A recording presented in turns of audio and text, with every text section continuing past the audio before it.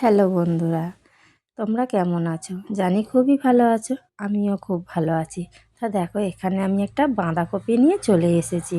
তা বাঁধাকপিটা আমি কি করব বলো তো? বাঁধাকপিটা আমি কেটে নেবো। তো এখানে দেখো, খারাপ বাঁধাকপি পাতাগুলো আমি ফেলে দিচ্ছি, কেন ওই পাতাগুলো আমার লাগবে না, ওইগুলো খারাপ।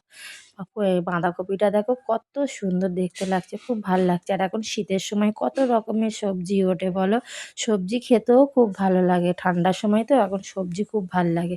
তা দেখো, এখন আমি বাঁধাকপিটা নিয়ে বাইরে বসে কাটছি।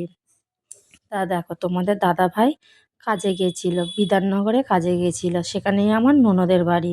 তাও বিধাননগরে কাজে গিয়েছিল, তো ওর বোনের বাড়ি থেকে ঘুরে এসেছিলো। তা আমার এক নন্দাই অনেক সবজি দিয়েছে। তবে আমার নন্দাই কোথায় সবজি পেয়েছে, উনি কোনো চাষ করে না, উনি সবজি বিক্রি করে।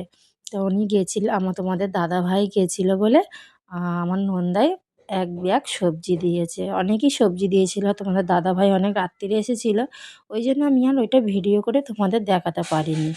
তো দেখো, এখানে তো আমি বাঁধাকপিটা কেটে নিচ্ছি।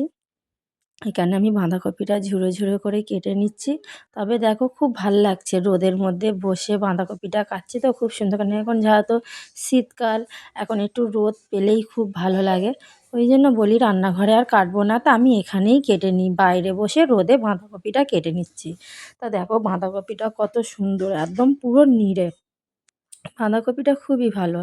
তা দুটো বাঁধাকপি এনেছিল, তা আমি একটাই বাঁধাকপি নিয়েছি। তবে বাঁধাকপিটা আমি এখন কেটে নিচ্ছি, কিন্তু বাঁধাকপিটা আমি এখন করব না।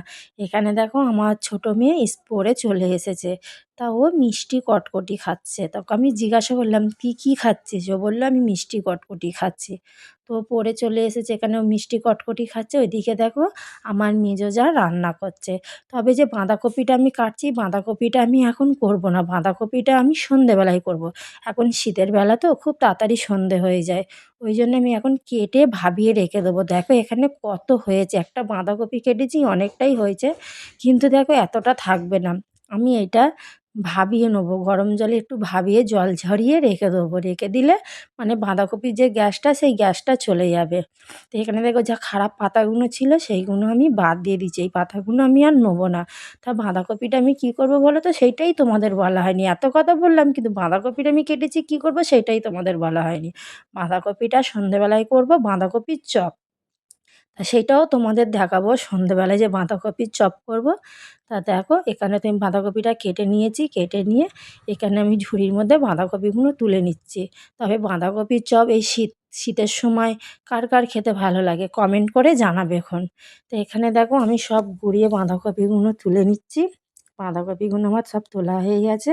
তবে বাঁধাকপিগুলো আমি খুব সুন্দর করে মিহিন মিহিন করে কেটে নিয়েছি। তা এখানে আমার বাঁধাকপি তোলা হয়ে গেছে। এখানে দেখো, এক ঝুড়ি বাঁধাকপি হয়েছে, কিন্তু ভাবালে বাঁধাকপিটা কমে যাবে। তা আমি এখন চলে যাব কলে, কলে গিয়ে আমি বাঁধাকপিটা ধুয়ে নেবো, ধুয়ে নিয়ে কড়াই সামান্য অল্প জল দেবো, দিয়ে একটু নুন দেবো, দিয়ে বাঁধাকপিটা দিয়ে আমার মেজো জা যেহেতু রান্না করছে, ওই গরম উনুনে বাঁধাকপিটাও